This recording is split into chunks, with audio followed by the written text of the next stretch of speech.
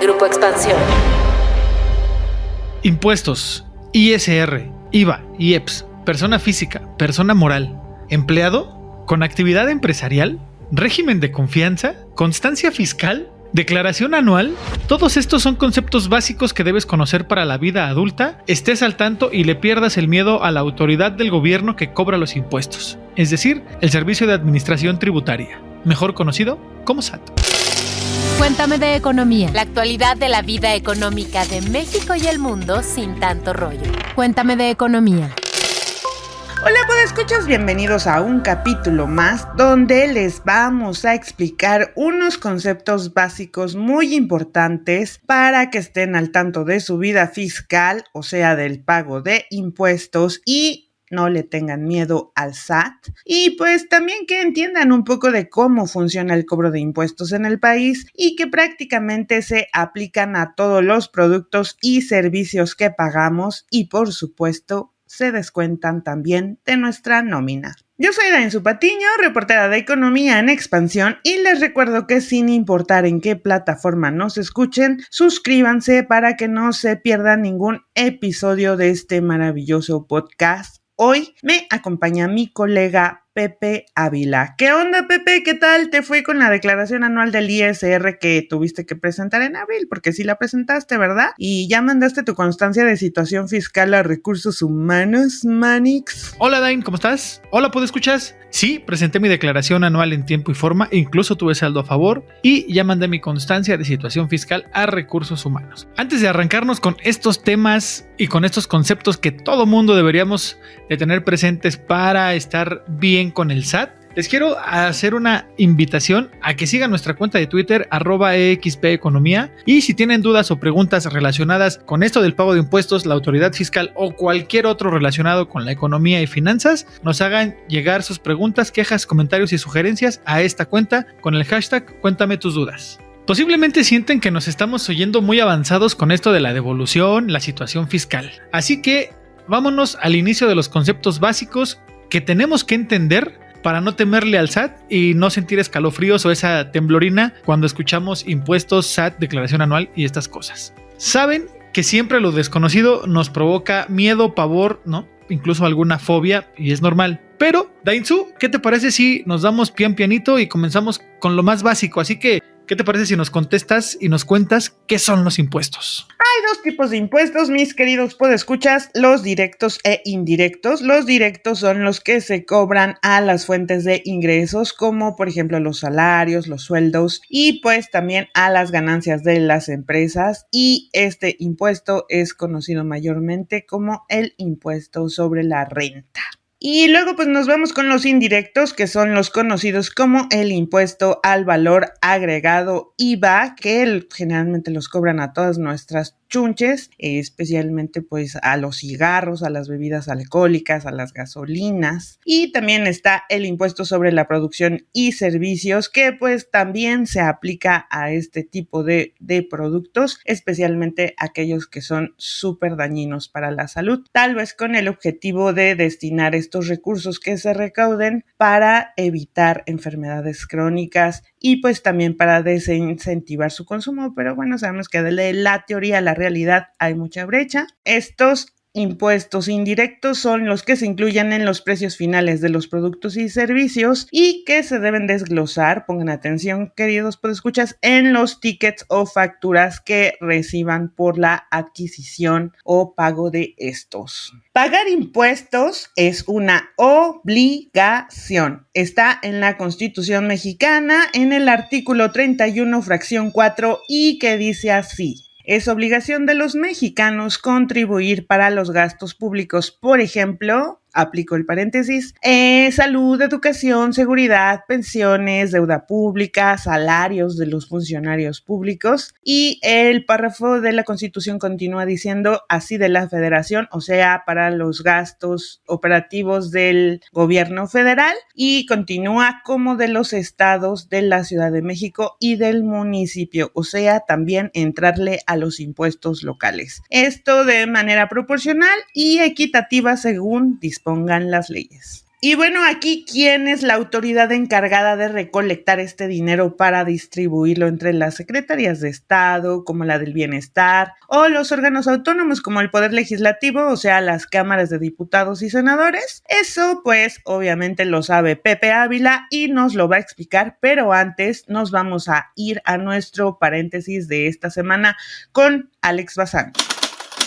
Paréntesis. Series, documentales, libros, películas, música, videos, exposiciones, Foros y mucho más, pero siempre de economía. En un mundo altamente competitivo, cada vez es más difícil sobresalir y alcanzar tus metas profesionales. ¿Cómo puedes hacerlo? Un buen comienzo es leyendo el texto Los 7 hábitos de la gente altamente efectiva de Stephen Covey, el cual es considerado uno de los libros de management más influyentes en la historia. Covey asegura que los hábitos son factores muy poderosos en nuestras vidas, pues a través de ellos podemos formarnos nuestro carácter y alcanzar nuestras metas. Ser proactivo, tener un fin en la mente, fijar prioridades y pensar en ganar son algunos de los hábitos clave que este autor sugiere tener en mente al momento de fijarnos una meta. Covey destaca la necesidad de que las personas nos renovemos y estemos convencidos de que nuestro liderazgo nos puede llevar a un siguiente nivel. Recuerda, el libro se llama Los 7 hábitos de la gente altamente efectiva y su autor es Stephen Covey.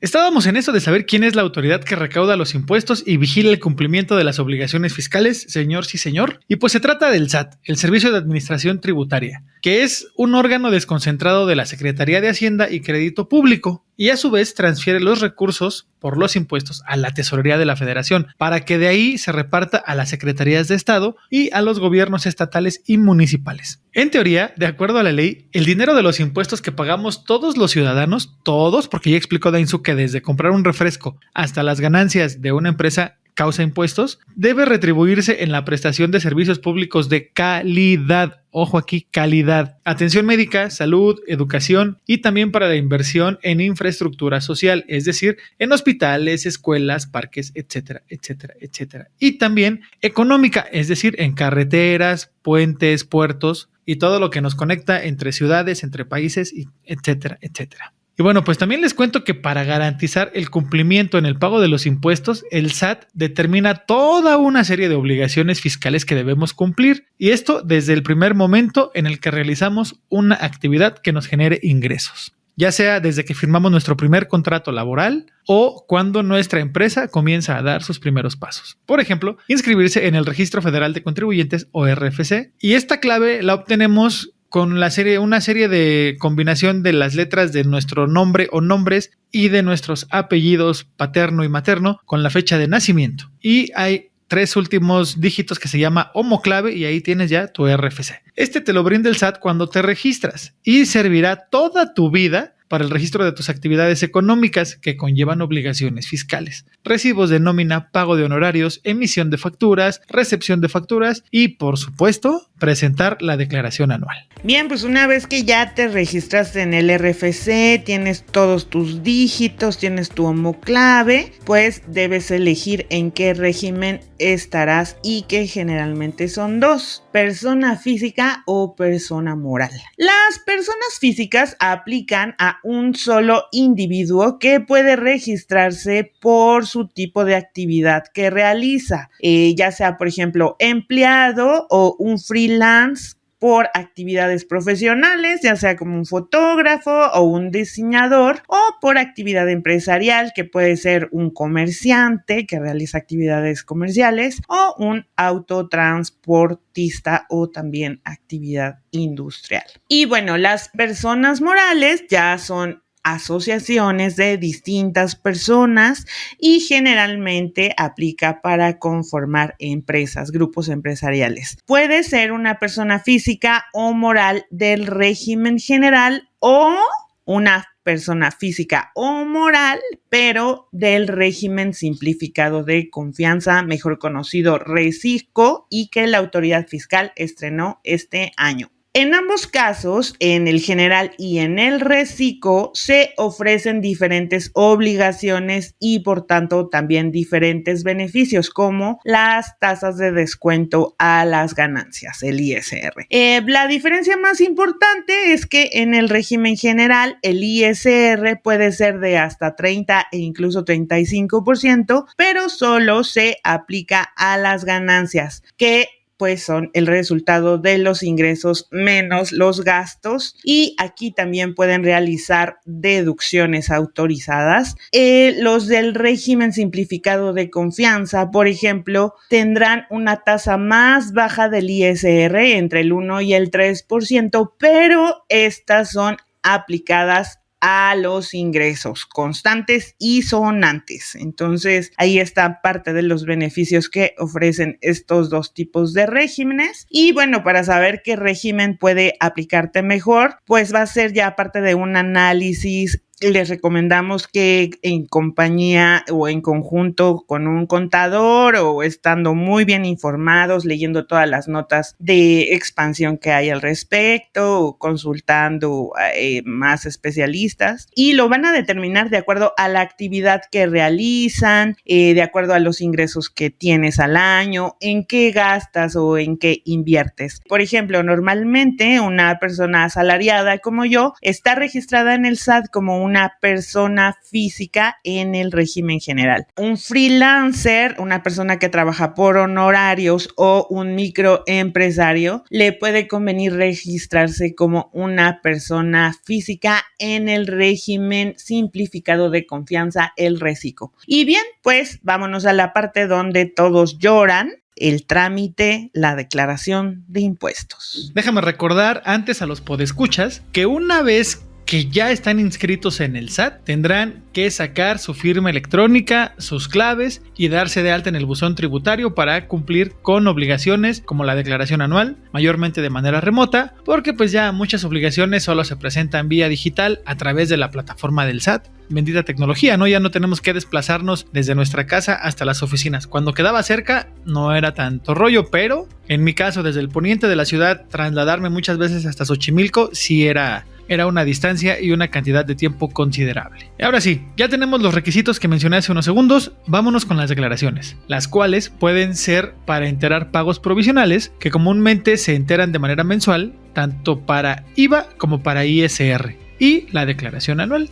Pero, ¿qué son las declaraciones fiscales?, se preguntarán. Bueno, pues son los formatos que brinda la autoridad, donde debemos informar sobre nuestros ingresos, nuestros gastos, las inversiones, ventas, compras, deducciones, pago de nómina a trabajadores, en caso de tenerlos. Normalmente, una persona física que es empleada está obligada a presentar la declaración anual sí o sí si sus ingresos fueron mayores a 400,000 pesos en un año. También si tuvo 2 o más patrones en un mismo año fiscal. También es importante recordar, podescuchas, que la declaración anual siempre se presenta en marzo si eres persona moral y en abril si eres persona física. También hay que precisar que el pago de impuestos corresponde al ejercicio inmediato anterior. Es decir, en marzo y abril de 2022 se pagaron los impuestos correspondientes al ejercicio 2021.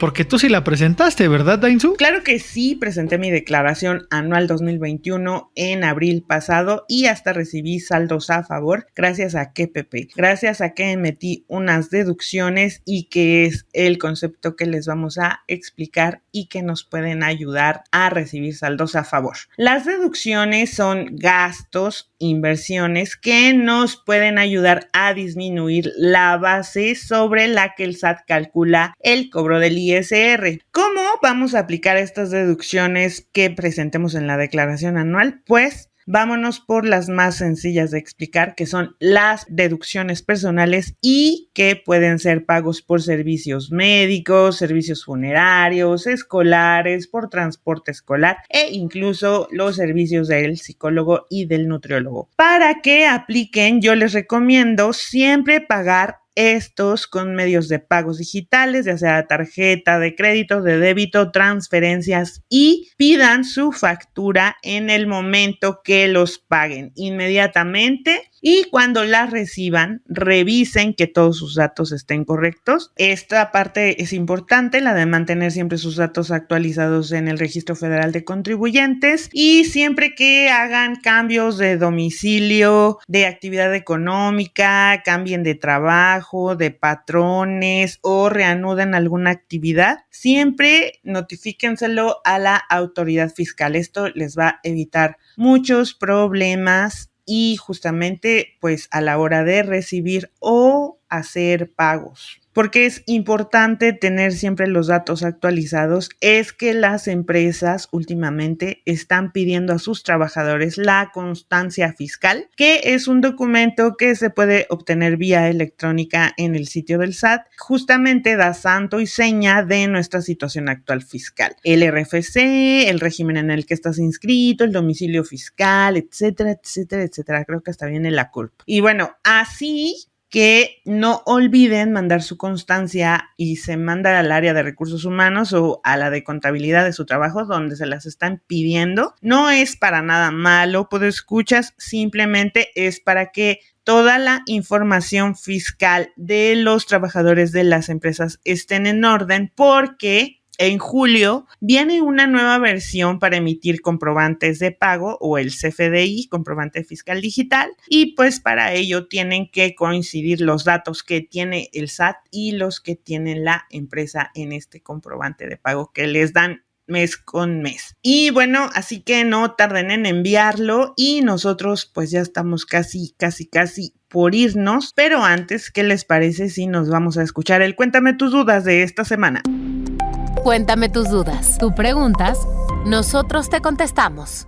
Hola, en esta ocasión nos toca responder una pregunta que nos hizo llegar Ismael Aguilar y que dice así: ¿cuáles son las carreras mejor pagadas en México? Hola Ismael, lamentablemente en México muchos jóvenes se ven en la muy complicada disyuntiva de elegir estudiar una carrera técnica o universitaria que deje un mayor ingreso que aquella que de verdad nos enamore. Según el Instituto Mexicano para la Competitividad, las carreras de medicina, ingeniería civil y minería y extracción son las 3 licenciaturas cuyos egresados tienen el mejor salario promedio a nivel nacional y que va de los 15,776 a los 17,846 pesos. En la parte contraria, las carreras peor pagadas son orientación educativa, formación docente para la educación inicial y trabajo social, que obtienen un ingreso promedio de entre 8,673 y 9,469 pesos. Así que antes de tomar una decisión, es muy importante que analices bien todas las opciones que tienes para que puedas destacar en el futuro. Y también considera que si decides estudiar una licenciatura, estarás en posibilidades de tener un ingreso 78% mayor respecto a los que estudiaron solo el bachillerato. Los invitamos a que nos compartan todas sus dudas sobre economía y finanzas a la cuenta @EXPeconomía y nosotros nos encargaremos de buscar la respuesta. Una vez más agradecemos al buen Bazán por contestar la pregunta de esta semana y podescuchas ya saben cuáles son las carreras mejor pagadas en México y también ya tienen conocimiento de los conceptos básicos para no temerle al SAT. Soy Pepe Ávila, no me queda más que agradecerles. Recuerden, cuídense mucho, sean felices y nos escuchamos el próximo lunes. Ya saben, un capítulo nuevo a partir de las 6 de la mañana en puntito. Bye bye. Cuéntame de economía, Un podcast de Grupo Expansión.